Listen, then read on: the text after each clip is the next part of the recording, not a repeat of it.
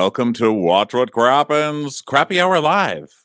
Thanks for being here, everybody. I'm Ronnie, and that's Ben over there. Hello, Ben. Hi, Ronnie. What's going on? Well, I suck at surprises because we don't even have this legend off camera yet. Okay, just kept him right on here because we were talking trash before. Please welcome the man, the myth, the legend, the handsome, the gorgeous Kempire. Hello, you guys. Hi, Kempire. You guys doing? Great. How are you doing? I'm a little not jet lagged. I don't think this constitutes 3-hour difference constitutes as jet lag. I'm a little, I'm getting there. I'm in LA now. Are you culture shocked? I'm in York Coast. Yes. Are you getting your LA shot? LA is not really like a time fuck with your head, but it's an LA fuck with your head. Like there's a lot of exploding faces, etc., etc. Are you experiencing dysmorphia yet? Not yet. Literally, like I'm hours here, so not yet. Have you started touching your face and wondering what you need to get done, and like wondering if you're still moving? It's like, are my brows moving? How long have you guys lived in LA? I am coming up on. Well, I've been here for 23 years. I moved here in 2001, right after I graduated college. So at this point, I'm just like an LA person. I'm from New York originally, but like LA's the vibe for me. You don't miss New York? I mean, I do. I miss New York. I mean, I'm going to go back next week for Thanksgiving, so I'll be there. But like, also, like, New York it's rough. It's hard. It's really rough. New York is hard. I lived there for 10 years, and that was just too hard. It was snowing on me, raining on me, splashing on me, people pushing me. And one day I was like, fuck this. I came to LA kind of as a break, and then I was like, I'm not leaving here. This is easy. I never took flip-flops off. But we still go back to New York like once or Ben goes a lot more than me. I go once or twice a year. I love it there. Oh, that's cool though. At least you guys go back. I mean, I feel like people that leave New York normally don't come back often. I mean, I don't know if I'd ever go back to live, to be honest. Like, you just get so spoiled with Los Angeles. Like, New York, you are in, it's all the stereotypes that people say. Like, you're in a shoebox, there's rats everywhere. It's too much. And then when people are like, oh my God, like, but the traffic in LA, I'm like, yes, I get to be in a box listening to my own music, not talking or dealing with any other humans, as opposed to being cramped onto a train with someone with their iPhone out, with no headphones, playing some sort of god-awful video. Like, no, thank you. Moving to LA because of this conversation? No, I think we're selling it, huh? All right. Well, you are in LA, so tell us what you're here. You're doing your show Wednesday, yeah? At the Bourbon Room. Yeah, give us the deets. My first LA show. I came here last year after BravoCon, so I was like, I have to come back and I have to do the Kempire After Dark live experience, which I've been doing all year. We did Nashville, we did Atlanta, we did New York, we did DC. We're coming back, and then we're going to take it international after this. Yes, where are you going? Next month we're going to London. Oh my goodness! When are you going to be in London? December 8th. Wow! And my London show really sparked the Kempire After Dark tour because I did a quick meetup when I was in London last year. And I said, the next time I go back to London, I want to do an actual live show. So it really is a full circle moment. Love it. It's so fun because people clap there, but they clap in an accent. You're going to love it. British. I'm British. That's how they actually clap. I was watching Harry Potter there, and one of the kids turned to his mom and went, "Mommy, it's just awful, isn't it?" That one of the evil people. I was like, I love it here. I just want to be in a place where kids talk like that. I just loved it. All right, well, let's get on. Everybody also follow Kempire. Obviously, YouTube, his main home, Kempire. Very easy. And then TikTok, The Kempire, and Instagram, The Kempire, right? Yes. Is that right? Okay, perfect. I want to fuck it up right at the beginning, which is just my brand. So let's get into it.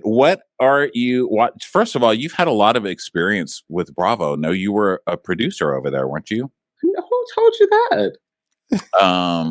I am reading comments. I didn't know that, but the things I learned from comments. No, I would never produce it. I think people want to believe that. No, I love that. Oh, I was never. Andy Cohen actually blocked. How could I be a producer? He blocked you? Why is he blocked? Why What did you do? You were on there. I saw you on Bravo. I feel like they're always putting you on Bravo. Like they're always like, well, bloggers said you can't believe what the bloggers are saying, and they'll like put you up and be like, this is what I think. I mean, literally, I'm on the OC this season 3 times. But I mean, look, I've told this story multiple times. I'm not really sure exactly why he blocked me. I'm assuming it's because I did a story where during Pride, he was in the club and someone took a video of him. And doing my job, I reported on said video that was going viral on social media. I think him and a lot of fans thought I was the one at the club during Pride in New York City at my big age on a Saturday night. Yeah, I already told you guys, I'm a homebody. I think he assumed that it was me. Oh, took the video footage. Oh, whatever. Well, don't be hitting on twinks in bars then. Like, what do you want from me? Like, we're in a video world. Okay, what are you going to block the entire subway system? They tape your ass too. I mean, what are you going to do? It's shocking. I'm assuming that's why he blocked me because, yeah. Oh, whatever. Justice for Kempire. That's crazy. Yeah. Thank you. Yes, thank you. What are you? Do you have any messiness from these appearances that you make? Like, do you have people who try to get with you and influence you, like be really nice to you so they can influence your opinion and stuff like that? All the time. I'm sure you guys get it too. A little bit, but we're not very Not easy. too much. I'm a bitch no matter what, so they usually disappear pretty quickly. Yeah, not too much. It's actually kind of wild. And it's funny because I'm surprised that they don't realize at this particular point that you can't influence me no matter, even if you're nice to me. I'll be nice back to you. But yeah, I've had quite a few, celebs and Bravo celebrities that have tried to, become friendly so they can influence what I'm going to say. And then they learn quickly that I'm not going to change my mind. Yeah, I And mean, then what they are we just going to disappear. do? Of being too nice to you is going to ruin my life. Okay, so sorry, buckle up, Buttercup. Someone in here is asking for you to tell the Caroline Stanbury makeup story. Oh my gosh, who said that? She says you're a producer and you know the inside track. As a producer of Real Housewives of Atlanta, you should know. Right. Well, here's the thing. Last year, this time, I went to BravoCon and I was in BravoCon hanging out. And this random woman came up to me and just started saying all kinds of craziness to me, basically accosted me in the middle of the Bravo bazaar. And I'm like, ma'am, do I know who you are? I don't even know who you are. Only to come to find out that she was Caroline Stanbury's makeup artist. Oh. And it was not the only time that this woman came up to me at BravoCon. She came up to me 3 times at BravoCon. Oh, she's pressed. And from what I heard, executives at Bravo found out about it, and she was banned later for when they were doing confessionals in New York. Whoa! Well, what was she so upset about? I assumed that she was upset that maybe some of the things that I said about Caroline Stanbury. I just feel like someone issued her as like the bulldog to come after me because I was like, either you mixing me up because she never said my name. She just kept on coming up to me. I'm like, this is weird, lady. Get away from me. That is weird. And I'm surprised that Caroline Stanbury has a makeup artist with a tongue. I would assume that she just cuts them out so they can just like, kind of, Maybe it was like Sergio, Sergio want her in a makeup wig. artist talking to her. Maybe it's just Sergio in drag. It's like, oh, you stay away from Carolina. I never thought about that. It's very possible. You never know. He shows up in a lot of places. Okay, let's get on with some goss. So far, we don't have a ton from Real Housewives of Atlanta this season. We do have the big thing that happened in the beginning, which was Kenya getting in trouble for her. I don't even know that you call it revenge porn, but the dick pics of the new lady in the party and calling her a whore and stuff. And I mean, it's like typical Kenya fare, but I guess that doesn't really work as well in 24-24. At the time, we heard that she was taken off the show and put on either pause or fired, and then she was threatening, I think, to sue or something once that happened. But then I heard that she hasn't been on pause at all. What do you know about all of that? Kenya is behind the scenes trying to change the narrative. Because I've heard from different sources that don't communicate. And at my Atlanta show, they confirmed some people that were actually there, what went down. Because remember, Kenya denied that it was revenge porn. But we have to remember, in a work environment, they're not going to investigate revenge porn. They're going to investigate improper behavior, breaking, code, policy. So she's playing with words. She's playing with semantics. As you know, she just recently did an interview on Tamron Hall talking about taking ownership, confirming that what people were saying was out there is actually what went down. So right now, Kenya's not looking like the reliable reporter. And I already know from behind the scenes, she's been trying to, put stories and things out there even before she did this Tamron Hall interview. Only for us to come to find out the rumor was true, that this is what she did at her own event. What did you think about her saying that she takes full accountability? Do you believe she's taking full accountability, or do you think she's saying what she has to say to sort of like repair the image? Here's the thing. She's saying what she needs to say in order to repair the image. Because if you see the full interview, yes, that clip went viral in regards to her taking accountability. She takes accountability in that moment, but then makes excuses for it and laughs about it. Yeah. And Tamron Hall really gave it to her. I really appreciated her, like not just mincing words with Kenya, because why would you do that at your own event? Yeah, I thought it was so funny when Kenya was like, I take full accountability. I take accountability for my actions. But when there's a child involved and I'm threatened, and I've never been threatened when there's been a child involved, I'll do like, it's like one of those things like, okay, let me reach for the child excuse for why I behaved terribly. Yeah. And I think child motherhood cloak. I'm a mother. How dare you? Lady, you put someone sucking a dick up at your show. Are you going to go talk about that at your take your daughter to work day? Be quiet over there. I'm a mother. Sorry, what were you going to say? I interrupted you. I interrupt you. I just assume you'll keep talking after. No. I lost my train of thought because I was like, wait. I was like, wait, yes. Well, that happens a lot with Kenya. The rumors. There were rumors out there that she was going to sue. I've heard from sources that was something that she was allegedly considering. And so it was very interesting to see this new, interview that she did with Tamron Hall, because she was backtracking that and saying, I talk to Andy all the time. He's been a great resource. They're my family. But word on the street, they were considering getting rid of her when they were doing this whole reboot. She wasn't their top choice to return, allegedly.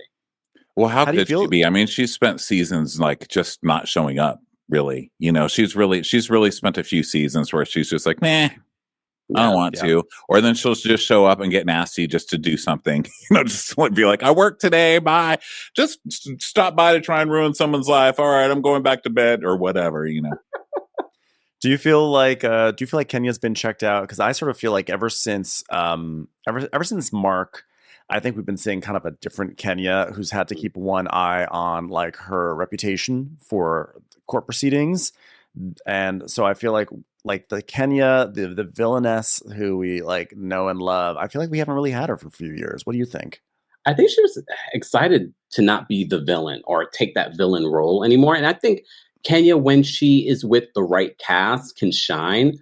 Yeah. When I heard the rumors about what went down at her hair spa, I didn't believe them.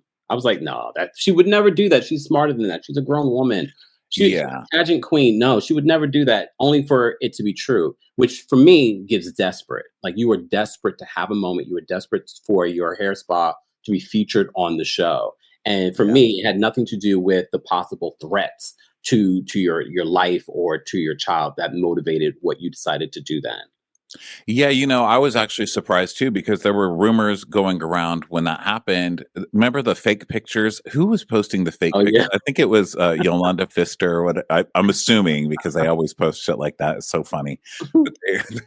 Someone was posting fake pictures of the event where it was, a lady next to a gigantic dick, and they were like, "That is not true. That did not happen." And so I don't even know what's real. But yeah, I remember when that came out, I was like, this is not real. Because I think it was live, and my chat was saying, the pictures are out. The pictures are out. So I found I was like, this is not like clearly not real. But then I was also like, well, who complained at this event? Because, I mean, if you're going to be exposed, this is the way to do it. It was like the best sex tape I've ever seen. The lighting was good. The penis looked great.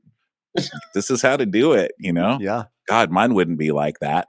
It would just be like fupa and some weird shadow. The poopa.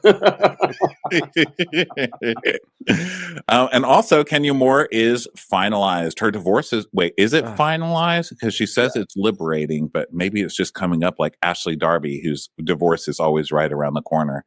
Do you think Ashley's going to get divorced on Potomac? Do you believe her? Do you believe her deadline? I think her deadline already passed, right? It passed already, but she did say on Watch What Happens Live this week that she will make an announcement And then Andy chimed in and said, "Oh, at the reunion," because they're filming the reunion apparently this Got week. it.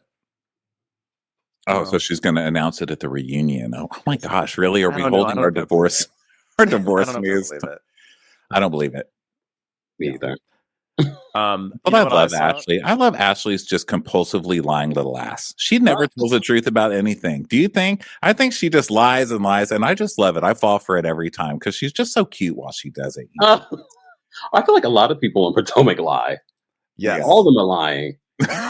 Like Karen. Not Karen. Not Karen. Karen's not lying this season. No, look at her accountability. It's so impressive. She just hasn't grieved yet. Did you even know her parents passed? You guys, she cannot talk about this. There's a court case, and You're she is right. legally not allowed to discuss certain things at certain times. Okay, DUI she can't discuss. My hero. She cannot discuss love it her. whatsoever, guys. It's an ongoing investigation as to whether, when she drove over that traffic median, if the tire marks were hers, or was it someone else who had driven over it at the same time? What about the bottles of was it beer in her car too? Yeah, oh my God, the details were so crazy. The details on that one just kept getting crazier and crazier. And then the counts came out, and there were countless counts. You couldn't even count the counts. So it's like they're still going. That little Muppet would even be having problems with that little purple Dracula thing would be having trouble with. That's a lot of counts. Girl, I don't even think he goes that high. God. Look. How are you feeling? Go ahead. I was gonna say, how do you feel about Potomac this season, by the way, as long as we're talking about Ashley and Karen? I'm enjoying Potomac this season. It's not great, but it's not bad. Because we remember how bad it's been the last couple of seasons, how toxic it's gotten. But I'm loving Stacey. Stacey's refreshing with her. She's great. I was about to say her gay boyfriend, but her friend. Yes. I'm enjoying her a lot. I was enjoying Jazzy, but now we're finding holes in Jazzy's math, so I'm a little confused by that situation. Oh, the Jazzy math, that's beautiful. And I think that that's actually making me like her, because before she really didn't have anything. I was like, I mean, I guess you've got a rich boyfriend, that's cool. But now that just like trying to pretend she didn't steal some man who was impregnated somebody else, and Jazzy was stealing him, and now she's acting like, oh no, we had not chosen at that moment. I was like, Jazzy, come on now. I mean, this is what makes her perfect for the cast, is that like she's very slippery with the truth. And she's also, I think what we saw this week when she had her like celebration of Darius, is that like she's very Potomac, and that she's like, she starts to put on these airs like, you know, I'm the first lady. Ronnie called her the first lady earlier today. It's like she's like, welcome to the luncheon for my boyfriend who just won the Super Bowl. You know, she like immediately steps into that role very happily. And yet when you question her about the finer details of their relationship, like it so doesn't add up, but it's so hilarious watching her try to explain it. Like, oh yeah, well, when I met him, it was a year later that I found out that he had gotten someone else pregnant a month before, but that was 2 months before I had met him. So, you know, and I didn't even know. You're like, wait, what? Commercials. Here comes one right now. Major math. They should teach it in schools. It's really great. Really? Yeah, they have a new way of doing math. Well, it's new to me because I'm old, but it's called like Singapore math. And my sister teaches it, and she's like, it's basically like using logic to solve math. And I was like, but no one has logic. I was like, have you been to the world in 2024? No one uses logic. This is the kind of math. No one uses math. Exactly. I know. Unfortunately. Yeah, but I think Potomac is definitely rebounding. I thought last season was so bad that I thought we were going to have like a 2 to 3 year kind of like rebuilding. It is sort of like sports with these shows. Like when they have a bad season, it takes like some new people to come on, build new chemistry, and then after like 3 years or so, 3 maybe even 4 years, it finally gets back up. I feel like Potomac just like one season they just turned it around. They're like, okay, we're back to play. Let's forget about last season. And like you said, I think Stacey is great. I think she's like providing a different kind of angle, like a different vibe than, she's just not like trying to be a reality star. She's just very like, oh my God, about everything, which I think is wonderful. I think she's being genuine. I think that's what connects with people. So many times we see these housewives come on these shows, or reality stars in general, because reality TV's been around for so long. They're trying to produce themselves, and very much like on Roni, trying to produce themselves, and they don't realize the audience is not stupid. Yes, we like stupid things. We like to watch stupid things, but the audience themselves are very intuitive. They can pick up on Absolutely. This is ridiculous. You're lying to us right now. Yeah, I think And I that's think part of Stacey the reason we genuine. do like it, because we can sniff it out. It's like solvable mysteries. Yeah. And I think Stacey is very, very genuine. And that's why I'm worried for her in this new relationship. I'm Yeah. worried for her, but I'm also wondering what her whole deal is. Because I think her attitude is genuine and her personality is genuine. This storyline with this guy I just cannot believe. I just can't believe it. I'm sorry. It's too much. This guy is just what, and I know we're not supposed to call each other gay, like if we don't know, right? You're supposed to like have this stamp now where someone has to say, I'm gay before anybody can speculate on whatever. And I get it, and normally I'm down with kind of modernizing rules and just kind of, if people need it different, fine. That's fine. I can do that. But in this case, I'm like, are you trolling me? You're just trying to get me to say he's gay. Like, are you trying to sue me? Like, I feel like it's a trap. I feel like it's a twink trap. It's a bear. Well, he's not a twink. A twink trap. He's not a bear trap. What would he be? He's very maybe cute. he just I mean, has. I'll take Maybe him. he's And I love a insecure about sexless his guy. manhood. Maybe he's insecure about. Maybe there's like a size issue that he's sheepish about. Like that could be a thing. Well, I can work with Maybe. any size. Either way, he's I think TJ is there fully for the screen time. I mean, I've never seen that before. When he told Stacey, when he was like, have you been sharing with the other cast members about us? When they ask you, remember, you should share about us. I was like, you thirsty, thirsty man. And when I found out he was an actor, because I remember she mentioned that he was trying out to be on QVC, but I didn't realize he was an actor. And I said, oh, wait a minute. And I don't think she is bamboozling us. I think he definitely has ill intentions. I really do believe that Stacey genuinely wants something with him, but maybe does not have a dar. Any dar. What do you think about Any dar, Kiarna? just no dar whatsoever. What do you think about Kiarna as a new cast member? Oh, for a second I was like, who? No, Kiarna. No offense, Kiarna. He's new, so I was sort of like, wait, who? No, I like Kiarna because I wasn't one of those people that saw Kiarna last season like, oh, make her full time. I was like, no, let me see more of Kiarna and let's see it play out. So far, I've been enjoying her. I'm enjoying her so far. I think she's trying. Like, I really like an effort, and I think her personality is definitely like she's definitely got charisma and stuff. Last year, I didn't get it either because she didn't really do anything. She had some funny confessionals, but people sing last year, and when you say we're not stupid in the show, sometimes I wonder about all of us really as an audience because sometimes it's like. People like, do you like her? I love her clothes. And that's all it is. They're like, she just dresses so well. And I get that that's a part of it, but I'm like, but what are you going to, what's the dress going to do? Like, it's kind of like early seasons Erica Jane, where everybody was like, oh my God, her taste is just so great, but then that taste never really did anything. I mean, now it does because it really got dragged through she just got dragged through the mud face down, so it's more fun now.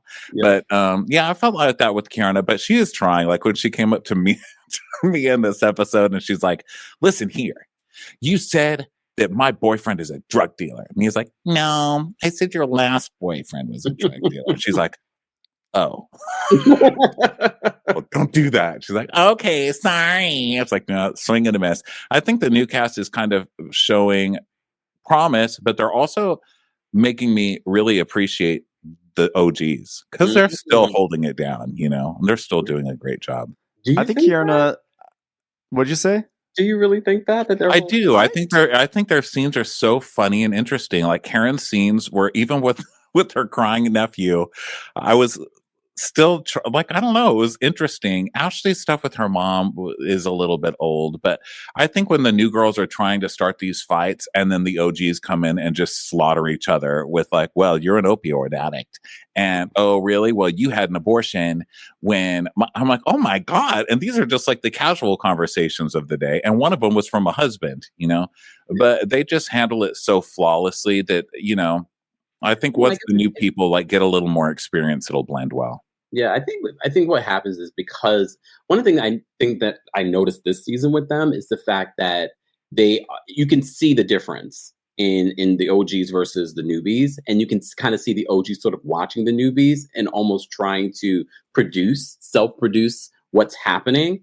Yeah, I definitely think Karen continuously brings it. No, even if she's not showing accountability, she's very funny. Her confessionals are very funny. Giselle, very funny. But I can also see what they're trying to do this season with Giselle, because the fans have really had a visceral reaction to Giselle over the last couple of seasons. So this season, they're really trying to paint Giselle in that, oh, Giselle is sweet. She's making up with Wendy. Everything is good. And look, I'm open to it, but I want to see how long it lasts. Mm-hmm. Yeah, I mean, Giselle's very savvy, and I think that the dynamic between Giselle and Karen has to be protected at all costs. They are just the most amazing frenemies.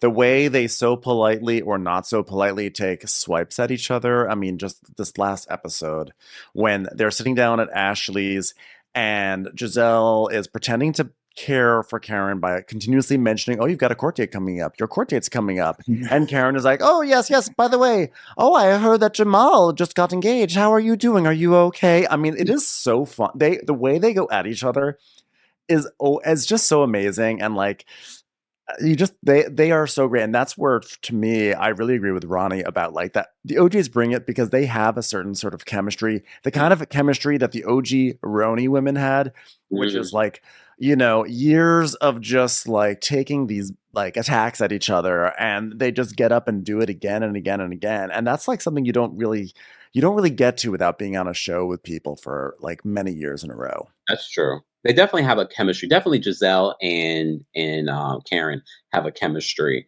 that they know the fans want to see. So a lot of these scenes that we see with them are being orchestrated. They want to give the fans what they love about the show. I just wonder how long that will actually last, because people are watching this for real things, not things that are sort of like put together, where like, the banter between Giselle and Karen can be cute, but is that going to be entertaining for years to come? Oh, I think it's so much more entertaining when they're nice to each other, because they're still so mean to each other too. It's like they've just agreed, like, let's just be polite with each other and agree that we kind of like each other in between the times that we're trying to ruin each other's life, And it just cracks me up because it's such a housewives trope that they really pull off so well. And Giselle is so entertaining without, I don't know what it is. I mean, I see, and they're doing it with Wendy too, where they're like, okay, Wendy, are you ready for another fun scene? It's fun, Wendy. And she's like, hi, it's Wendy. I'm so fun. I'm like, Wendy. We know.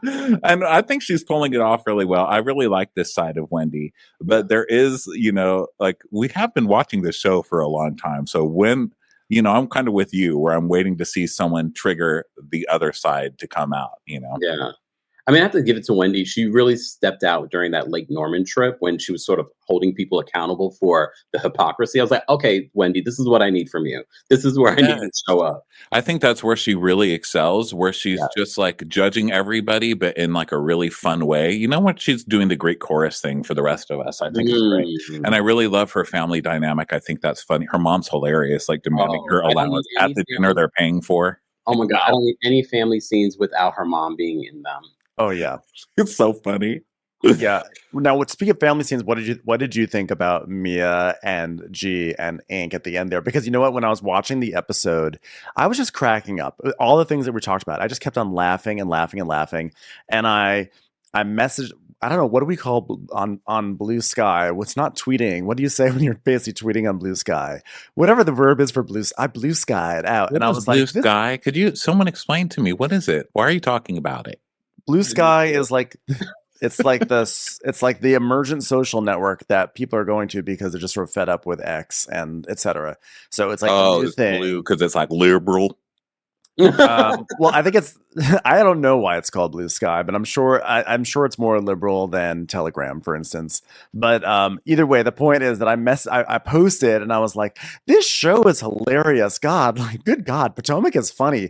And then like that scene came on with G and Ink and Mia, and they're talking about like, well, you broke up my family. She had an abortion because of you, and it happened twice. And I was like, ooh, this got very serious very quickly. And the kids are right next door. They can hear them. Right there. Well, they were cracked out on candy, thank God. And it really was like, here's the drugs, kids. And they're, ah! It was so funny watching kids react to sugar like that. But yeah, that, those scenes are so, and then that whole like, well, it's okay, fine. Then Gordon gets it up to get her back. And he's like, well, she had an abortion because of you. And then both Mia and Ink were just like, meh. whatever. Gordon, like, it wasn't even a blip on their radar. They were like, well, whatever, Gordon, go take a nap. You know, Mia's like, you're crazy. Poor Gordon. You've been sick since I've known you, with her gaslighting ass. Yeah. Wow. And she's definitely using him for her first storyline. And that's what Gordon was not trying to do in that moment, is give her a scene, especially because what's his name? Applebox? What's his name? I love that DJ they call him Applebox. Ink. Oh, I couldn't remember his name. All I could do was DJ Applesauce or Applebox. He's incognito. Ink stands for incognito. That's why I wear sunglasses. So the fact that G was just like, I'm not going to give you this moment. I will film with you, but I'm not going to film with him. I was just like, okay, G, put your foot down. Mm-hmm. Yeah, because Mia's the worst at that. Like, and Ashley does this a lot too, with her mom or Michael, you know, where she's like, oh, we're just going to have a nice little scene and we're going to talk about ice cream. And then they come on, she's like, so what about you never having sex with me and possibly cheating with men? You know, it's like, whoa, you know, and I think that Mia does that with Gordon too. Like, come on, honey, you know I still love you. We're just going to have a normal scene. Haha, it's Ink. He's taking your children. What do you think about it? And he's like, God damn it. You've tricked me again, woman.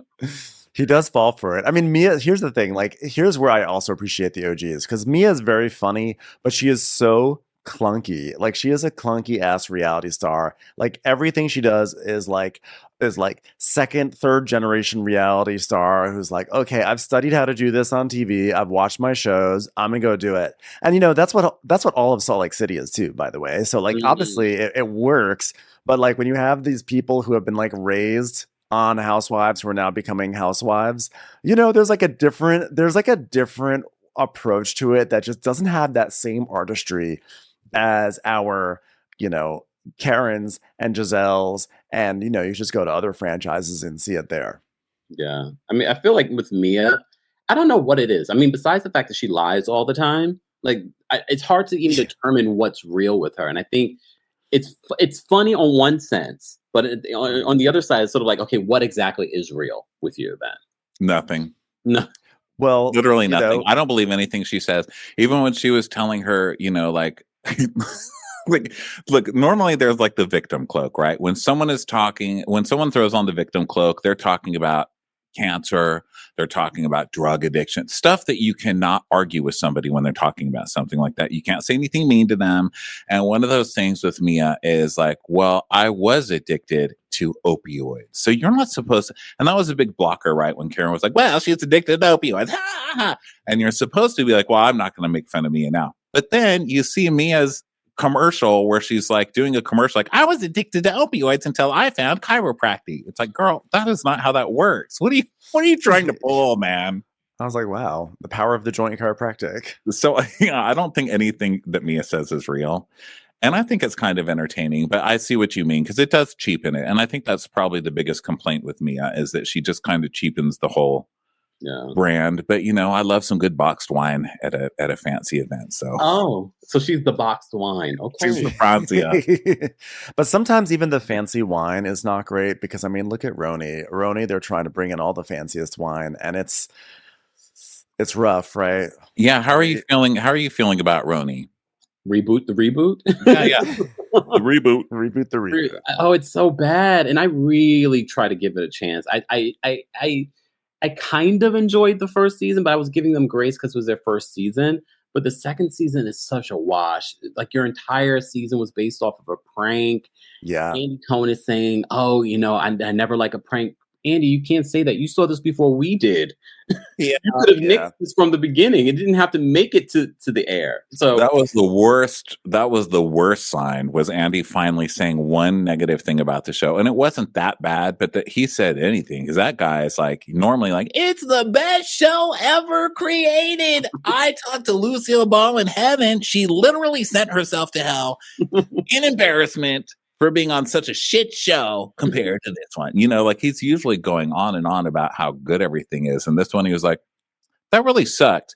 And not only that, I'm going to have Jeff Lewis on to completely drag you guys face first through the mud. So, yeah, you know. Yeah, I think that that prank was more detrimental than they ever could have imagined, because I think they lost the audience. And this was like a jump. This was a true jump the shark moment for Bravo. I actually think it's like that big. I think we've seen pranks before. A lot of people brought up Kathy Hilton drinking the martinis on Beverly Hills a few seasons ago, and we're like, oh my gosh, she's pounding the martinis. But that was like a quick, like 10-minute prank or a 5-minute prank. This was a prank that was a whole episode, but that trailers were built off of. That they try to whip up excitement for the show with this. And look, I hated last season, really, with a few moments. Like, I still really enjoy Jessel. I think there were some good moments, and the trip was fun and everything. And I actually came into this season more cautiously optimistic, or trying to give it grace, be like, you know what, sometimes they just need one season under their belt. But I'm like, damn, like this is you're already doing like a bad season, and you're going to like abuse the trust that the audience has with you. This is bad. And they're not done. It's a to be continued. To be continued on this prank. God bless them. We have to sit through the resolution. God bless them, because I actually feel it's to the point where I kind of feel bad for some of them, because they're just so bad at it. It's like they're not even mean. Sometimes you watch these shows and they're just being torn apart by evil people. Like some people, I think these shows maybe turn the cast just so crazy that they just go down a super villain route, and it just ruins it. Like Tamara from OC had that happen when she got fired the first time. She's flirting with that again. And, we've seen it happen with so many cast members over the years. And this one is not happening to them. It's just, they're just bad. They're just, God bless them. They're trying, but.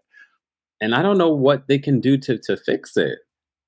That's the bad. Just cut the cord. So some breakups are better to just say, I'm sorry, it's not me, it's you. Go, get your shit and get out. Don't call me anymore. There's like 1 billion people in the world. You don't need this chubby, pasty, older one. Go find a younger one to hate you. I'm too old to invest my time in this, This reminded me like I feel like in the old days of TV, of network TV, this was the sort of thing where they would just yank it, because that's what used to happen. Shows just go away if they're not doing well, or they're gone. They don't finish their seasons, but we finish every single season of every housewife show. I'm not saying they should do that, but I definitely had that feeling after watching that episode and seeing people's reactions. I was like, I am sort of surprised they're not just like pulling it from the schedule, because everything else is so good on Bravo right now. You have this big stinking dud. I don't know. I mean, like, there are people who are talking about, like, should they bring back some OGs and mix them with the best of this cast? I actually would not mind that personally. Or do you think it should be that, or just do a fresh new group of people? I definitely think they should bring back the OGs in some shape or form, like they've been doing. I don't know if it should be for Real Housewives of New York, just because they've done such a bad job with these last 2 seasons. And I don't want to see a mix of this new cast with the old cast, because this new cast, I think they're too self-produced. They're beautiful women. It's a diverse cast, but it just wasn't landing. None of these people were really friends before this. At least the originals, the OGs, they had connections. They knew of each other. Some of them were really good friends. None of this cast knew each other. So you could spot the OGs at each other's parties even before they were cast. Dorinda, you could spot in like maybe season 2, I think was her earliest spot. And that's pretty cool. Yeah, I don't know. I don't need the OGs back. I think sometimes it's okay to just start anew. You know what I mean? Like sometimes it's okay. There's plenty of crazy older ladies in New York. It doesn't have to be, there's not only 5, Let's keep it moving. Did you see Bethany's video? Her most recent, I mean, she's got so many cracked out videos, but the most recent one where she's like, fuck that show.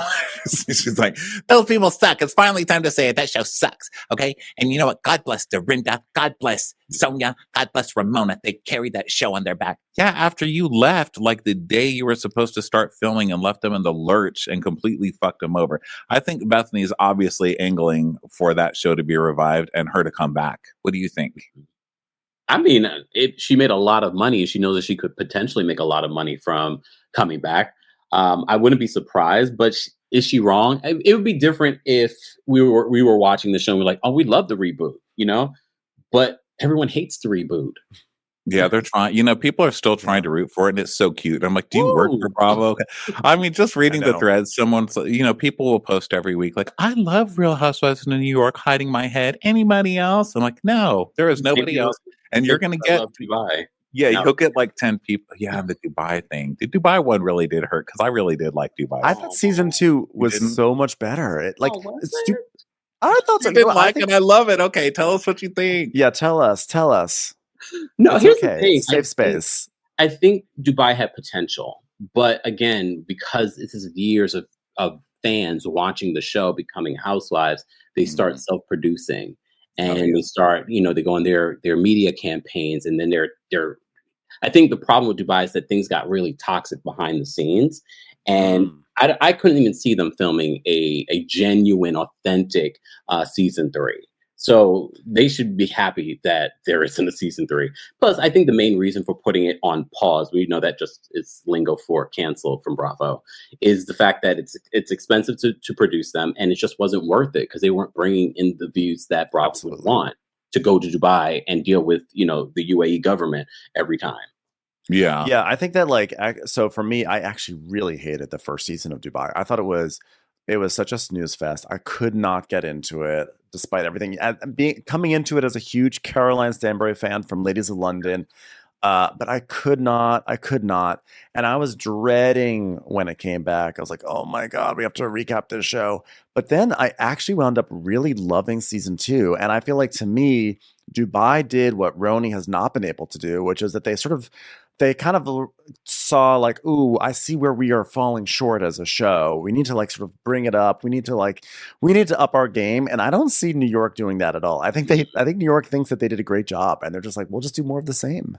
Commercials. Here comes one right now. What were your favorite moments, though, from this last season of Dubai? I really enjoyed Talene. I thought she was very funny. I thought she came in and mixed it up right away. She wasn't afraid. And I think that's the kind of casting that saves show. It didn't save the show, but it kind of could have. Like when she had that, one of our favorite running jokes wasn't even on the show, but it was when she went to a restaurant with her husband in Texas and was just so offended that she's in a place where they don't kiss your ass because you're rich. I mean, she was in like Houston where they're all rich and they don't care, She can't push people around, but they didn't give her a table because her husband was on the phone yapping his head off, and they had more than was allowed to sit at a table. And she was just like, and let me tell you something. And she was just going off on her TikTok. I mean, just the level of delusion I enjoyed. Caroline Brooks had a good second half of the season when she stopped with as much venom, and she just was fun. She was a little more fun, which was nice. Caroline Stanbury had a more fun season. It wasn't great, but I think sometimes Now that you think back on it, now he's looking back on it, you're like, it wasn't one of the best, but I still laughed, and really that's what I require. I think for me, I thought it was fun. It was a fun show to have in the summer. Like, it was never boring for me. I enjoyed how all the fights were just kind of like silly, stupid fights, and this was coming off the heels of Jersey, and it just felt nice to just, this show is like, it's fairly glamorous, but they're being petty. They're being really petty. And Caroline Stanbury in the first season was trying to get us to care about her relationship with Sergio, which honestly I can't stand him. But then this season, she spent most of the season just yelling at him, and that was hilarious to me. Like the time when they were like trying to move, and she's on the phone with the landlord, and he's like, honey, what do I put the socks? Honey. She's like, I'm on the phone, Sergio. She's just like, shut up. Like every time she yelled at him, I was happy. I'm like, the episode's good. I'm set.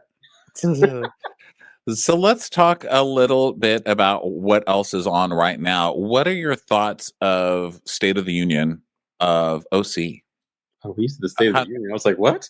Yeah, what's the State of the Union of OC? Oh yeah, America. No, we just pretend none of this. My thing is, when you watch a perfect season like Orange County, all of these other shows pale in comparison. Dubai sucks. Aroni sucks. When you watch such a perfect season, I literally started rewatching the season from the beginning, and I was like, this was a really good season, even down to the 3-part reunion. I know we haven't gotten to the third part, but I'm like, oh wait, there's still more to talk about in the third part. They had a really, really good season. Well, I can guarantee you one thing they're going to talk about. I'm a lawyer. As an attorney, I can say that it's not appropriate to be texting people. I didn't appreciate all of Emily butting in, but I did appreciate some of the legal perspective that she was able to add to some of the conversations. So I did appreciate a little bit of that. But was she doing a lot with no storyline? Yes. Yeah.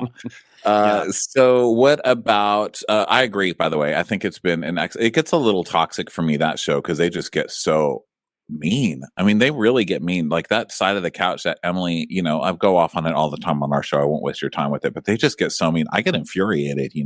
But it's still so good. It really is a great show. What are your thoughts on SLC? There are some people who feel like we love it because we consider it dinner theater, community theater. They're making up their lines, they're forgetting their lines. Whitney can barely remember her lines. It's so funny. And it's like she's written them on the back of her hands. We love that show. But some people say it's just too self-producey. That's personally why I think we like it. But Yeah. what are your thoughts on that one? I think both can be true. I think there is that inkling of self-production that I sense with Roni with them, but I think they do it better. Yeah. It's a little bit more entertaining. I do think that Kempire. OGs are getting a little too alliance driven, too self-aware. So I can definitely see them going in the next season or becoming insufferable in the next season, because even Heather, who really should be a star of the show, is still riding the coattails of Elisa Barlow, and she's looking pitiful. It's Yeah. just one, people liked you in season 1. Now you're just becoming Elisa Barlow stan on the show. And I don't like the alliances that I'm seeing, but it's definitely enjoyable. It's campy. It's funny at moments. The production value, the editing is superb. Yeah. I feel like Heather being sidelined from this Palm Springs trip was this was a reprimand from production. I think that probably they're picking up on the things that you're talking about, alliances, maybe all that stuff. I mean, there was some new girl hazing at Bronwyn, who got a profile in the New York Times today, by the way. But yeah, my dad sent it to me. I was like, I love that this has wound up on your radar, Dad. But but yeah, because here's the thing, Bronwyn didn't invite Heather on the trip. If production wanted Heather there, they would have found a way. They would have done a thing like surprise, or like I invited Heather, like they did that like last year with Palm Springs, like they invited Angie to the Palm Springs trip. They would have found a way. But I think maybe production wanted to send a message to the OGs like, don't try to get all fancy. We control this shit. I believe that. I can see that. I can definitely see that. Yeah, they seem to be kind of putting Heather in her place, and she's just spinning out of control. It's funny watching this Bronwyn come in and just take control. I mean, she's really running that show at this point. I mean, she on the after shows, all the clips that have come out of her on the after shows this week have just been her dragging Lisa. I mean, just dragging her for filth. And it's been really funny. The woman has balls of steel and she does not give a fuck. And so that's pretty fun. I've been enjoying that for the most part. But I still like the OGs, and I stand even with Heather, who I think is, ridiculous usually for at least 75% of the seasons. I think she's wrong. I think she starts out with fun and good intentions, but she's always the mean one. She's always the shit. She never has loyalty at the end. And she's always kind of the one bungling everything, like the whole black eye thing for years, the whole standing by Jen Shaw for years. There's something just so fishy about the chick. But, she is kind of like the girl next door kind of the show. And I still would stand up for her. I don't like seeing somebody come in and be like, I'm controlling everything now. But I have to say, she's earning it, and she's doing a great job of coming in and just taking the reins of the show. What I appreciate from Heather is that she adds this perspective about Mormonism that a lot of people can't add on the cast. And because they are in Salt Lake City, I appreciate those moments when she gives us different perspectives on this is the mentality. This is why certain things work the way that they do. And I'm like, okay, I appreciate those moments, but I just don't appreciate like this. Like you could tell she's forever wanting to be a part of the cool girl clique. If it was a movie, she'd be played by R.I.P. Brittany Murphy. It's just that kind of like character in Clueless. It's just like, oh my God, include me. She's just got that desperate kind of energy. And one thing to always remember about Heather, and I try to remember this when we're recapping it and I'm ready to just go in on Heather, it's not really that Heather left the Mormon church from what I remember. And I read her book and everything, her first one. It's that she got kicked out of it. So there wasn't that whole, in a lot of these storylines, like with Whitney, I guess got kicked out too, but it's kind of like this, fuck you, Mormon church. I'm standing up for myself and I'm doing what I want. Where Heather's more like, but I'm outside, and why do they suck?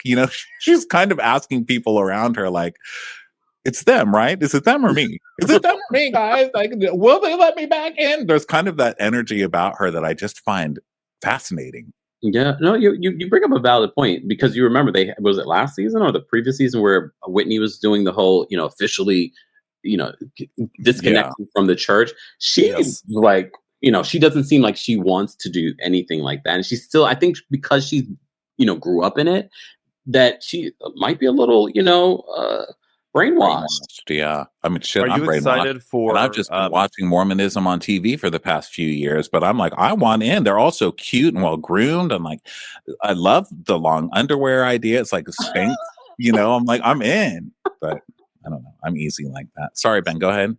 I was just going to ask, are you excited for Sold on SLC, as long as we're talking about our Mormon friends? I love anything when it comes to real estate. I just hope they do it well. Like Owning Manhattan on Netflix did a great job of giving us a real estate show that wasn't just focused on the interpersonal dramas of the agents. They did a really great balance of doing that. I just hope this new show does the same, because if it turns into like another Selling Sunset, I'm like, am I really good? I think it will be. I mean, I think it will be a Selling Sunset. I think it's going to be. I think, because I think that, like, I feel like Bravo kind of missed the boat with the Selling Sunset moment, right? Like, because Bravo has like $1 Million Listing, which is a different vibe. That show has a different like energy and pacing. So I kind of feel like they kind of are like, okay, let's put that on pause a little bit and like reset and join in like the new style, or at this point, it's like 5 years old, of doing real estate shows. I personally can't wait. I think it looks so good. And I mean, I think that maybe it's just because like I'm just like bandwagoning this like Mormon moment in pop culture. But I think it looks hilarious. I'm open to it. I remember they were considering the young woman. They were referring to her as, what was it, Utah's homegirl. And she was being considered for Real Housewives of Salt Lake City. So I found it funny that she's going to be on this show. So it might work out better for her on this show. That way it's not all about her personal life. It's more about her work life. Yeah. It just looks so cheesy. Like, I can't wait. Like, really self-important salespeople. I love it. Why do we not have a show taking place behind like a makeup counter at Saks? Those are some really self-important, like, I need that in my life. I love delusional workers. And there's a lot of scandal too. Yes.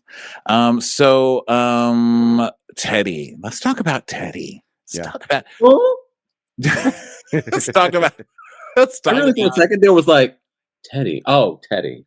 It takes a moment, but we have to think Teddi.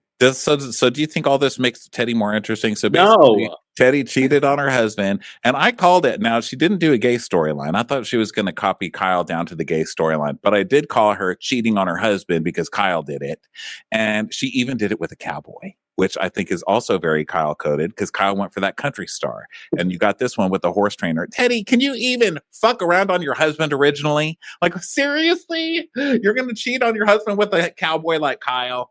Get out of here, Teddi. What do you think? Is Teddi more interesting now? I think a lot of people's first reaction when they heard this cheating scandal of Teddi, cheating with her married horse trainer, everyone was like, this is still not interesting enough for you guys to bring her back. Don't even think about it.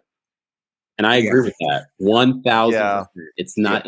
I'll give you the story. Here's the update. We're wrapped for the season. We don't care. Right. Bad for Teddi. You do? Bad. Well, how can you have such a juicy... She's cheating on a guy with the wife is in labor, and Teddi's off fucking the husband. Oof. And then this is why I feel bad for her, because this is on paper an excellent grade A scandal. This sort of scandal that doesn't exist outside of the movies, like fucking your horse trainer who has a wife. Like, this only happens in film noirs. It does not happen in real life. This is like such a top tier scandal, and we're all going, like, no one cares about her scandal. Like, wow, like that's just sad. I feel bad that is the heft that you have, is a giant shrug in the most like top tier scandal you could ever have. Yeah, I think it's just even too gross. I mean, I think that like it could have been fun, like maybe if he was hot or because he's not even hot, bless his heart. You know, that's not nice to say, but I'm not saying he's fug or anything like that. I'm just saying he's not like panty dropping hot. And then the guy, you know, the wife was like giving birth or like pregnant with the baby. And it's just gross, Teddy. It's just bad. It's just a bad look. It's not even a fun affair. You know, you've even made cheating boring, and cheating's supposed to be fun. People cheat because you get filled with the adrenaline. You have taken away the adrenaline from cheating, Teddy. I don't even want to cheat on anybody anymore. It's like you ruined cheating for me, Teddy. Come on, man. Wasn't Teddi one of the people leading the charge with Kyle against against Denise Richards and Brandi Glanville, who she certainly had a lot to say then about Denise potentially having an extramarital affair with Brandi. So she always has a lot to say. But she didn't have a lot to say on our podcast when this scandal came out. She said a whole lot of nothing. Yeah, well, she should have taken the Tamara route and been like, "Oh, I went to therapy that one time and I found out I'm autistic. I'm a painter, guys. Teddy's like, you read that wrong. It's autistic. Whatever. Feel bad for me, guys. Like, she didn't do that. So I'm waiting for for the victim cloak to come out. Oh, Lord. But we won't care. We won't care. Yeah. We won't care. Bless her heart. No. Someone in chat said, but you're talking about it. I mean, yeah, because you have to complain to the writers when the storyline's not working. Of course we're talking about it. Please give us a better affair. Okay, that's my request. Do you think this is going to get her any sort of on-air work on Bravo or even on somewhere else? Do you think this is going to lead to more reality? The only way it will happen, it will be because of Kyle. Because Kyle will have her like, oh, I know you're going through things like I am. So that's probably the only way that we will get a glimmer of this story next season, not this season that's coming up.